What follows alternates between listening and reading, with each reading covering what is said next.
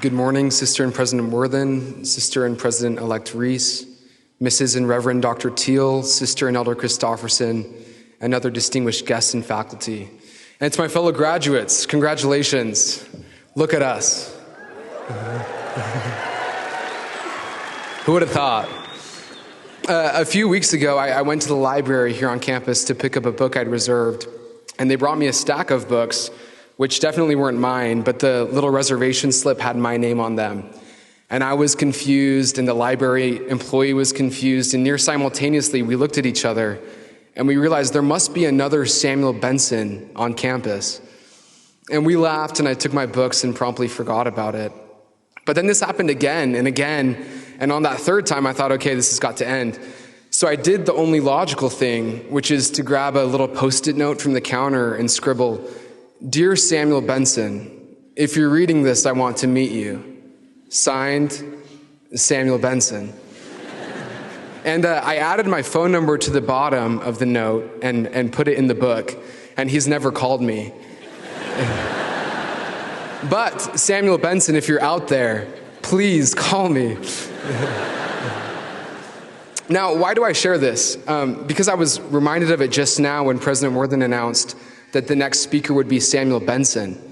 And I had this sinking feeling, what if I'm the wrong Samuel Benson? And I joke about this, but I'm sure many of us, if not all of us, have felt something similar. Maybe this morning when we put on our gowns and our hats and we looked in the mirror, we thought, there's no way that I am really a college graduate. I know for me, when I took Stats 121 for the second time my freshman year, I felt like I'd never graduate.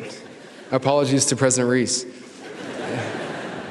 Behavioral scientists have called this the imposter syndrome, this fear of being exposed as a fraud, of doubting whether we are enough, whether we are ready for this next chapter of our lives.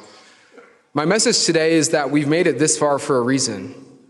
We've earned a place in this body of graduates. All that we've done over the past several years has earned us membership and earned us belonging in the BYU class of 2023.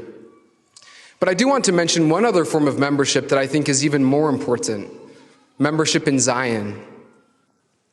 This form of membership is indifferent to our GPA, our major, or our minor, or any of the other things on which we tend to hyperfixate during our college years. At this university, in addition to the academic intricacies of our disciplines, we've learned the importance of building Zion, both as a concept and as a literal community. Zion is the beloved community, the pure in heart. Its mission, as described by the Reverend Dr. Andrew Teal, is this: we need to show that whoever somebody is, whatever their color, creed, background, gender, sexual orientation, you name it, the Lord loves them. I remember the first sociology course I took here before I declared it as my major. It was a course on race and ethnicity taught by Dr. Jacob Rue. I love Dr. Rue. We spent the semester on a huge project, a racial equity inventory, where we surveyed the university in just about every way we could think of. We studied demographics, we pored over syllabi, we interviewed students of color, we even took notes of artwork hanging in public areas around campus. And I came away from this project with two major impressions. The first being that this campus is full of remarkable individuals whose experience and stories should be heard. And second, if we are serious about this whole idea of building Zion, we need to make room for everyone, because Zion isn't Zion without all of us. That is essential if we're to create the community BYU's Statement on Belonging describes, a community whose hearts are knit together in love. Now, among us today are disciples who've spent their time at BYU in this exact pursuit, and I'll name just a few. I think of Gideon George, who came to this university to play basketball, but will leave both with a diploma and with over 14,000 pairs of shoes to donate to people in his home country of Nigeria. I think of Nori de Gomez Baibi, who upon arriving to BYU,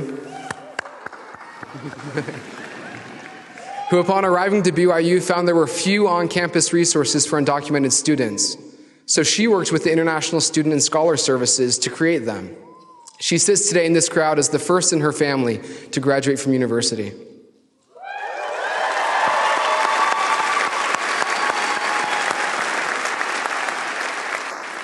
And lastly, I think of Quincy Taylor, the founder of BYU's on-campus Cybersecurity Student Association, who spent her time on campus empowering women to enter a field where 9 in 10 workers are male.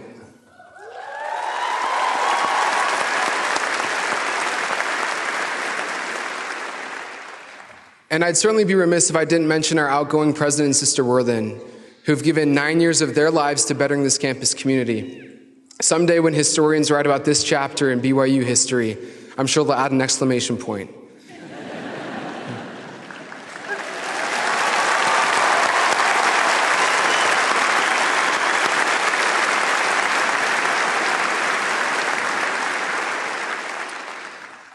Their tenure will be remembered for many things, but I remember specifically the first devotional I attended my freshman year. And President Worthen gave this charge. He told us to see ourselves not as isolated individuals pursuing our own career goals, but as part of a covenant community gathered to realize our full potential as children of God. On that note of career goals, Hugh Nibley once wrote, "In the Zion of God, where there is no sickness, there will be no more doctors. Where there is no litigation, there will be no lawyers." And he continues to list about every field in which all of us will get degrees today. Though I do note he didn't mention sociologists like myself, probably implying most of us would already be unemployed.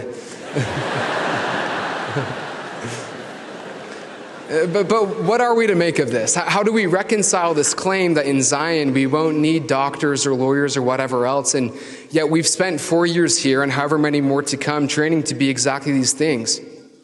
Now, we can all reach our own conclusions, but I offer one possible interpretation. At this university, we enter to learn, and then we go forth to serve. The laborer in Zion labors for Zion, not for money. In Zion, we don't call each other lawyers and doctors. We call each other sister and brother. I recently stumbled upon a quote I've come to love, written by a British visitor to Utah in 1892. "The people of Utah," he wrote, "will not tolerate either a beggar or a millionaire within their borders, but devote all their surplus to the building up of Zion."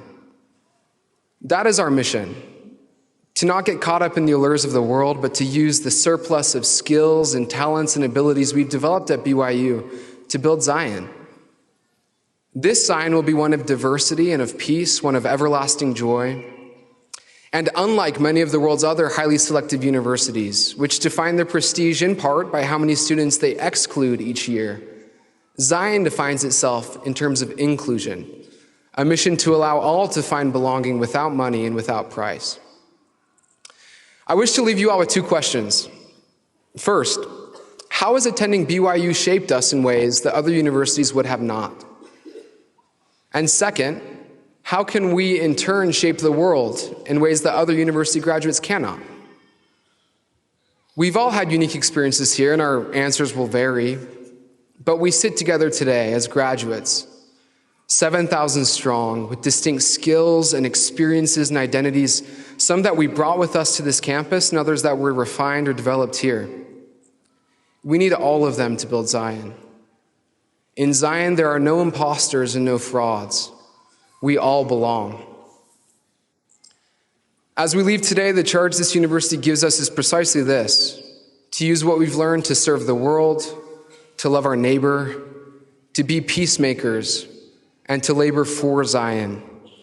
Class of 2023, thank you and congratulations.